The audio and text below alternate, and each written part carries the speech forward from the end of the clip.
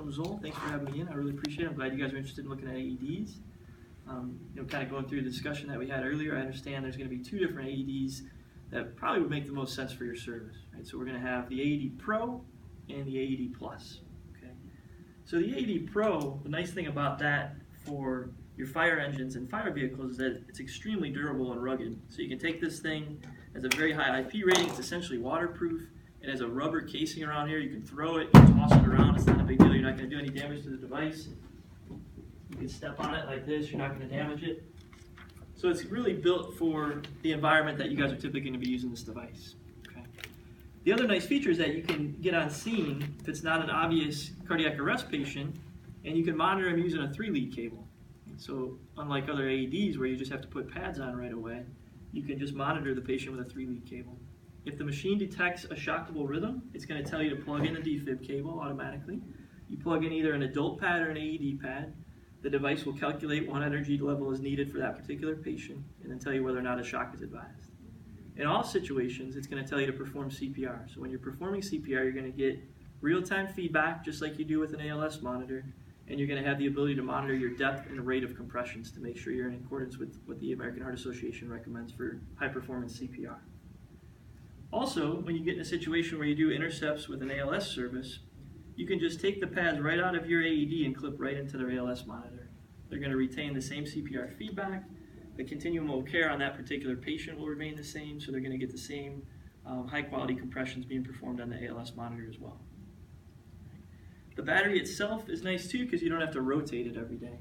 So you can have this battery set up. It's good for whatever comes first, 3 years, 300 defibrillations, or 13 hours of monitoring time. It's very inexpensive. You can toss it out when you're done, put a new one right back in there, and that's really the only thing you have to do to maintain the device. Okay. At the end of an arrest or a call, you also have the ability to to download all the information that you monitored during the call onto a USB stick.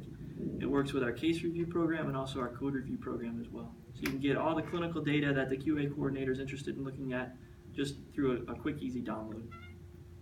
Any questions? I'm going to go ahead and show you the device. So we're going to run a call. Let's assume we're getting on scene and we just want to monitor this patient. Maybe they have chest pain, they're having difficulty breathing. We just want to make sure everything's okay, but we don't think we're going to have to defibrillate this patient.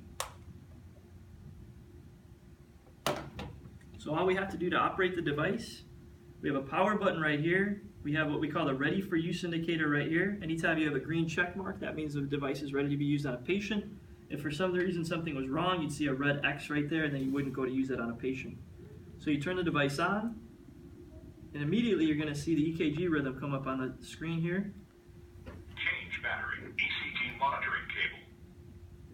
And we'll be able to monitor through our ECG electrodes. Across the top, you have the number of shocks that have been delivered if they are delivered. You have your mode that you're in, your elapsed time, and then you have your rhythm across the screen here.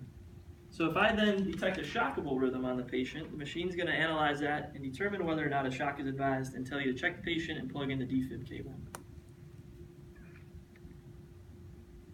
Check patient, plug in defib cable. At which point all I have to do is unplug this cable, Plug in cable. plug in the adult cable, and let the machine do the analyze. Adult pads. Don't touch patient. Analyzing. Don't touch patient. Analyzing. Shock advised. Don't touch patient. Press flashing shock button. So very obviously the button you press is the one with the lightning bolt on it that's lighting up. Shock delivered. Start CPR. And then the other nice advantage is that once you start CPR, you're going to hear a metronome come on, and that keeps you on pace for 105 compressions per minute. You're also going to get a depth indicator down the right-hand side of the screen. So the depth indicator is going to show me whether or not my compressions are hitting at least 2 inches of depth. And if they're not, I'm going to get real-time feedback to tell me to push harder or whether or not I'm doing good compressions.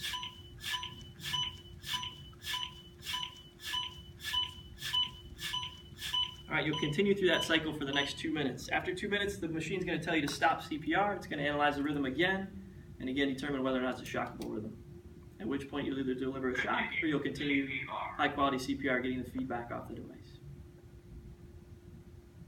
And then again, at the end of the call, all you have to do is turn the device off, get your USB stick, you download all that information, and then you go to your code review or case review program and analyze what happened during the call with the crews that ran the call during that time. Any questions? What does the machine say? Say if you have a successful shock / CPR regimen, and you've gone back to a regular like sinus rhythm. Does it say, you know, congratulations, you won? No, it won't say anything. I mean, Really? you'll be able to see this. You'll be able to see normal sinus or whatever rhythm they converted out of.